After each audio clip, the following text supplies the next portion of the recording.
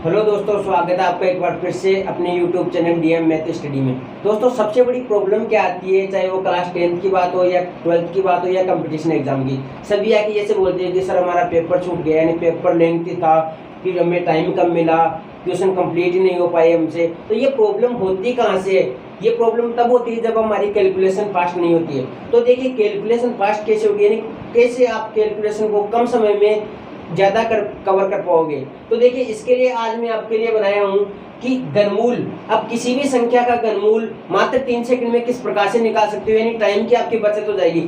तो देखिए, अंत तक बने रहिए, यानी वीडियो को बिना स्किप किए आप अंत तक देखते रहिए। तो ध्यान देना, इधर हमारे को क्या पता होगा कि हमें 10 तक के क्यूब हमें याद होना जरूरी है। जैसे मान लो 1 का क्यूब 1 होता है, 2 का क्यूब 8, 3 का 27, 4 का 64, 5 का 125, 6 का 216, 7 का 343, 8 का 512, 9 का 729 और 10 का 1000। ये 10 तक के क्यूब हमें याद होना जरूरी है। अब ध्यान देना, इसमें करना क्या है, हमें क्या करना है, हमें हमेशा देखना इनमें है और लिखेंगे किसमें, इनमें।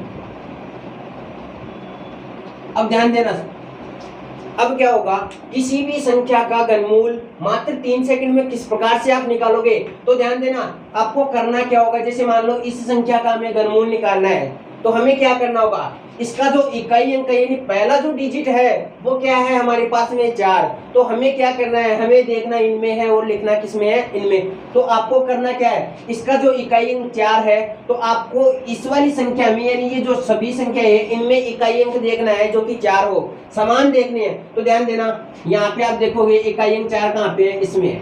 क्लियर? यानी 64 में जो इकाई अंक वो भी कितना है, 4, और इसमें जो इकाई अंक वो भी कितना है, 4। तो 64 किसका घनमूल होता है, 4 का। तो देख लिया हमने किसमें, इसमें 64 किसका घनमूल, सॉरी 64 का घनमूल क्या होता है, 4। तो आप यहाँ पे क्या लिखोगे, 4। अब इसका मतलब क्या होगा कि जो ये वाली संख्या है इसका जो घनमूल का पहला अंक होगा वो कितना हो जाएगा, 4। फिर अब हमें क्या करना है, ध्यान देना, अगले जो 3 पद है, यानी जो 3 अंक है उनको छोड़ देने हैं। ठीक है, अगले जो 3 अंक है उनको क्या कर देने हैं, छोड़ देने हैं। फिर देखना है क्या है, फिर बच गई कौन सी संख्या हमारे पास में, तो देखो फिर हमारे पास में बच गई 830। ठीक है, 3 अंक छोड़ने के बाद में क्या बच गया हमारे पास में, 830। फिर से अब हमें इनकी ओर चलना है, तो अब हम देखेंगे कि 830 किसी संख्या के इक्वल है, यानी किसी संख्या के बराबर है या फिर किसी से कम है। तो यहाँ से देखते हैं, देखिए 1 से बड़ा है 803, 8 से बड़ा है 27, 64, 125, 216, 343, 512, 729 और 1000। अब ध्यान देना, ये जो 830 है वो 729 और 1000 के मध्य है। ठीक है, 830 क्या है, 729 और 1000 के मध्य है, यानी 830 के इक्वल होना चाहिए, या फिर 830 से जस्ट पहले वाली संख्या कौन सी है, 729। और ये 729 का घनमूल कितना होता है, 9। ठीक है, तो वही 830 की जगह हम क्या लिखेंगे यहाँ पे, 9। इस प्रकार से 94 क्या हो जाएगा, 830 यानी 83,000, सॉरी 830, 584 का जो घनमूल होगा वो कितना हो जाएगा, 94। तो ध्यान देना, हमें करना क्या है, सबसे पहले इकाई अंक देखना है, फिर हमें इनकी ओर चलना है। इकाई अंक में इसमें जो इकाई वाला अंक है वो समान मैच कहाँ हो रहा है, तो इकाई हमें घनमूल का प्रथम अंक प्राप्त हो जाएगा। फिर ये देखना है कि 3 अंकों को छोड़ना है, उसके बाद में जो संख्या है तो उससे ठीक कम या उसके बराबर संख्या कौन सी है। तो देखो 830 से ठीक कम कौन सी है, 729, और 729 का घनमूल कितना होता है, 9। तो हम क्या लिखेंगे, 9। तो इस प्रकार से 94 क्या हो गया, 830, 584 का घनमूल। यहाँ पे देखते हैं एक और एग्जांपल हमारे पास में है। अब इसमें हमें करना क्या है, देखो सबसे पहला काम क्या है, पहला अंक यानी इकाई अंक देखो 2। तो इसमें हम देखेंगे इकाई अंक 2 कहाँ पे है, इकाई अंक 2 है 512 में। अब आप देखो 512 का घनमूल कितना होता है, 8। तो इसका मतलब इसका जो प्रथम अंक होगा यानी इकाई अंकों का घनमूल का वो क्या हो जाएगा, 8। फिर अब हमें करना क्या है, हमें 3 अंक छोड़ने हैं, तो इन 3 अंकों को हटा दिया। फिर क्या बच गया, 314। तो अब हमें देखना है कि 314 से कम क्या है, तो आप यहाँ पे देखो 314 से देखो 343 भी बड़ा है, 314 से कम कौन सा है, 216, और 216 का घनमूल कितना होता है, 6। तो आप यहाँ पे क्या लिखोगे, 68। मात्र 3 सेकंड में आपके पास में आंसर हो जाएगा, किसी भी संख्या का घनमूल आप किस प्रकार से निकालो। एक एग्जाम्पल हम और लेते हैं, देखिए इसका जो इकाई अंक वो कितना है, 9।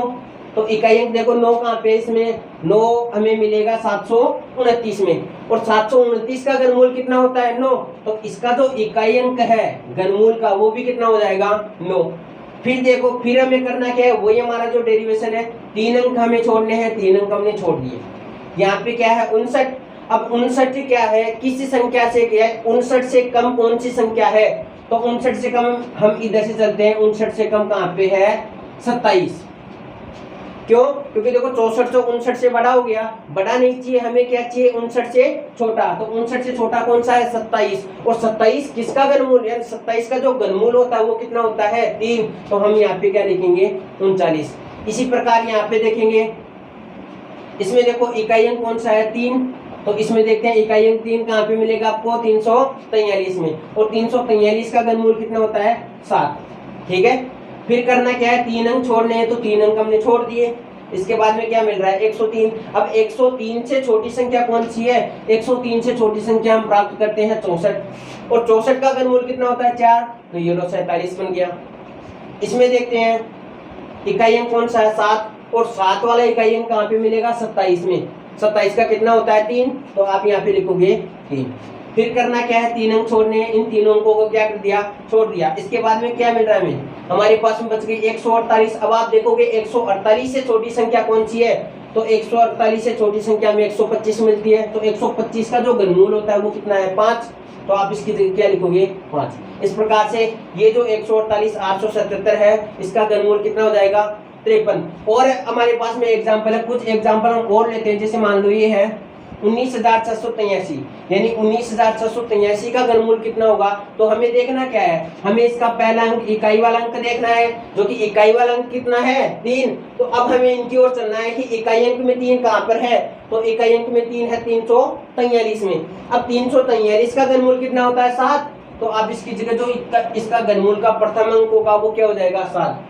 फिर हमें 3 अंक छोड़ने हैं, तो 3 अंकों को क्या कर दिया हमने, छोड़ दिया। उसके बाद में क्या बन रहा है 19। अब आपको ये देखना है कि 19 या 19 से पहले वाले जो हमें 19 या 19 से कम संख्या कौन सी है, तो इसमें देखोगे 19 से कम क्या है 8, और 8 का घनमूल कितना होता है 2, तो ये 27 बन गया। उसी प्रकार इसका देखोगे 5, तो 5 कहाँ पे मिलेगा 125 में, तो 125 का क्या होता है 5। फिर 3 अंक छोड़ने हैं, क्या बच गया 91, और 91 से कम क्या होता है 64, तो 64 किसका होता है 64 होता है हमारा 4 का, तो यहाँ पे कितना हो गया 45।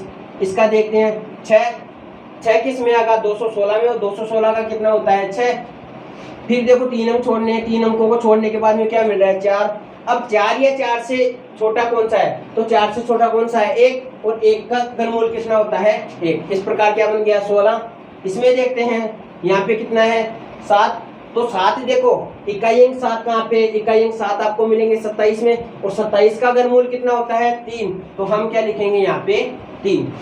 फिर 3 अंक छोड़ने के बाद में क्या संख्या प्राप्त हो रही है 571। अब हमें करना क्या है 571 या 571 से छोटी संख्या कौन सी होगी, तो देखो 571 से छोटी संख्या कौन सी है 552, और 552 का घनमूल कितना होता है 8, तो हम यहाँ पे क्या लिखेंगे 83। इस प्रकार अगला जो हमारा एग्जाम्पल है वो देखिए क्या है 372 248। अब देखो इसमें इकाई अंक कौन सा है 8, तो 8 इकाई अंक में कहाँ पर मिलेगा हमें, तो 8 हमें मिलता है यहाँ पे। ठीक है, इस 8 का घनमूल कितना होगा 2, तो हम यहाँ पे क्या लिखेंगे 2। फिर क्या करना है, वही हमें 3 अंक छोड़ने हैं, तो 3 अंकों को हमने क्या कर दिया हटा दिया। उसके बाद में मिल रहा है 373। अब देखो 373 या 373 से छोटी संख्या कौन सी है, तो 373 से छोटी संख्या कौन सी है 343, और 343 का घनमूल कितना होता है 7, तो ये वाला हमारे पास में हो गया 72। इस प्रकार से हम क्या कर सकते हैं, कोई भी संख्या हो, कितनी भी बड़ी संख्या हो, उस संख्या का घनमूल हम मात्र 3 सेकंड में निकाल सकते हैं। उम्मीद है कि आपको मेरा ये वीडियो पसंद आया है, तो वीडियो को लाइक और शेयर अधिक से अधिक कीजिए, और साथ ही अगर आपने चैनल को सब्सक्राइब नहीं किया तो चैनल को सब्सक्राइब कर लें, जिससे आने वाले वीडियो की नोटिफिकेशन आपको समय पे मिलती रहे।